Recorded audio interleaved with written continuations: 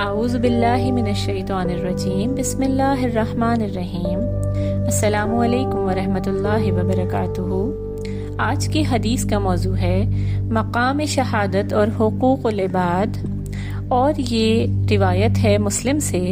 حضرت ابی قتادہ رضی اللہ تعالی عنہ فرماتے ہیں کہ ایک شخص نے عرض کیا کہ یا رسول اللہ صلی اللہ علیہ وآلہ وسلم، مجھے بتائیں اگر میں اللہ کے راستے میں مارا جاؤں اور ایسے میں صبر کرنے والا ہوں اور ثواب کا طلب کرنے والا ہوں اور آگے بڑھنے والا ہوں، پیچھے مڑنے والا نہ ہوں، کیا اس کے بدلے میں اللہ میرے گناہوں کو معاف کر دیں گے؟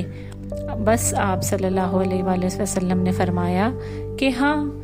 پھر جب وہ شخص منہ پھیر کر جانے لگا تو آپ صلی اللہ علیہ وآلہ وسلم نے اس کو آواز دی اور فرمایا، ہاں، اس طرح شہادت سے سارے گناہ معاف ہو جاتے ہیں مگر قرض معاف نہیں ہوتا۔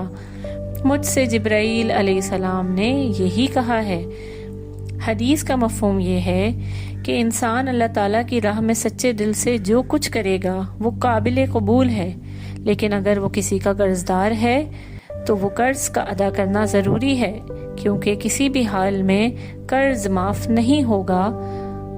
آپ صلی اللہ علیہ وآلہ وسلم نے یہ بات فرمائی کہ ان کو جبرائیل علیہ السلام نے ایسا ہی بتایا ہے، تو ہمیں بھی چاہیے کہ ہم جلد سے جلد اپنے قرضے اگر ہم پر موجود ہیں تو انہیں اتار دیں، اور اگر ضرورت نہ پڑے تو اپنی چادر کی حد تک پاؤں پھیلائیں کہ ہمیں قرضہ لینا ہی نہ پڑے، کیونکہ زندگی اور موت کا تو کوئی بھروسہ نہیں ہے۔